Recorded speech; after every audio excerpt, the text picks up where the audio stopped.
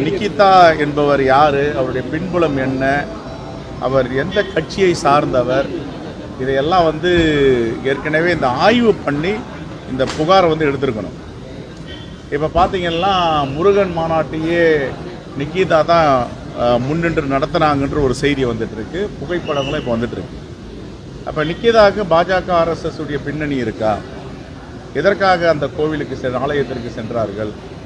எதற்காக அவருடைய காரை பார்க் செய்வதற்கு ஒரு அப்பாவியிடம் சாவியை கொடுத்தார்கள்?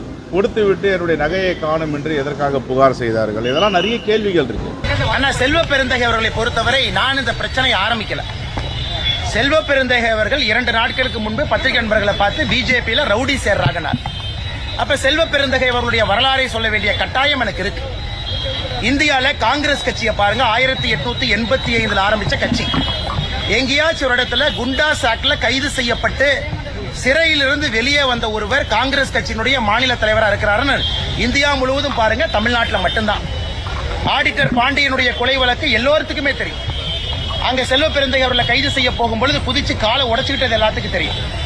இன்னைக்கு பசுந்தோல் போத்திய புலியாக நான் காந்தி வழியில வந்தேன், நான் நல்லவன் சொல்லும் பொழுது வேறு வழி இல்லாமல் எல்லா கேஸையும் வெளியிட வேண்டிய காரணம், நிர்பந்தம். இன்னொரு பக்கம் இது RSS போட்ட வழக்கு பாருங்க. அவர் மீது குண்டாஸ் ஆக்ட் சட்டம் போட்டது மாண்புமிகு புரட்சி தலைவி அம்மா செல்வி ஜெயலலிதா அவர்களுடைய ஆட்சி காலத்தில் இங்கே குண்டாஸ் ஆக்டுடைய சட்டம் இங்கே போடப்பட்டது. ஆனா இன்னைக்கு எவ்வளவு சூப்பரா சொல்றாங்கன்னா, இதுக்கு RSS காரணமா, மத்திய அரசு காரணமா, ஒரு CBI கேஸ் இருக்கு, prevention of money laundering act case இருக்கு, 307 இருக்கு.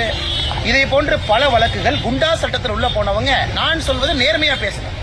நீங்க பாரதிய ஜனதா கட்சியில ரவுடிகள் சேர்றாங்கன்னு நீங்க சொன்னதற்காக செல்வ பெருந்தகை எப்படிப்பட்ட மனிதர் என்று சொல்ல வேண்டிய கட்டாயம் இருக்கு. இல்லைன்னா சொல்றாரு, போய் என்னை ரவுடின்னு சொல்லிட்டு நான் கோர்ட்டுக்கு போறேன். கோர்ட்டுக்கு வாங்க, பாத்துக்கலாம். லண்டன்ல நீங்க இன்வெஸ்ட் பண்ண பணம் எல்லாம் நான் கொண்டு வர்றேன், எங்கேயும் விட போறது கிடையாது. தமிழகத்தில் இதான் என் தலைவிதினா நான் கையில் எடுக்க தயாரா இருக்கேன். இந்த மாதிரி ஒருத்தரையும் சண்டை போட்டு தான் தமிழகத்தினுடைய அரசியல் திருந்தும் என்றால் என்னை அர்ப்பணிப்பதற்கு தயாராக இருக்கின்றேன்.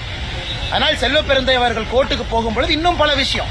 ரிசர்வ் பேங்க் ஆஃப் இந்தியால கடைநடை ஊழியனாக இருந்த செல்வ பெருந்தகை அவர்கள் இன்னைக்கு லண்டன்ல என்னெல்லாம் வாங்கியிருக்காங்க, அவருடைய மனைவி பேர்ல என்ன இருக்கு, எவ்வளவு பெருந்தொகை கைமாறி இருக்கு, ஆடிட்டர் பாண்டியன் அவர்கள் வழக்கில் எதற்காக கொலை செய்யப்பட்டார், எதற்காக அவங்க மாத்தி கோர்ட்ல மாத்தி சொன்னாங்க, அது எல்லாத்தையும் நம்ம பேசுவோம். தமிழக மக்கள் இதை தெரிஞ்சுக்கணும்.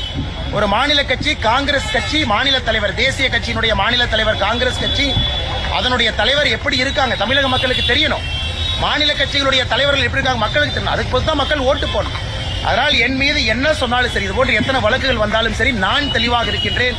இது போன்ற மனிதர்களை வெட்ட வெளிச்சமாக மக்களிடம் படம் பிடித்து காட்ட வேண்டும் என்பதில் தெள்ள தெளிவா இருக்கும். என்ன வந்தாலும் பாத்துக்கலாம்.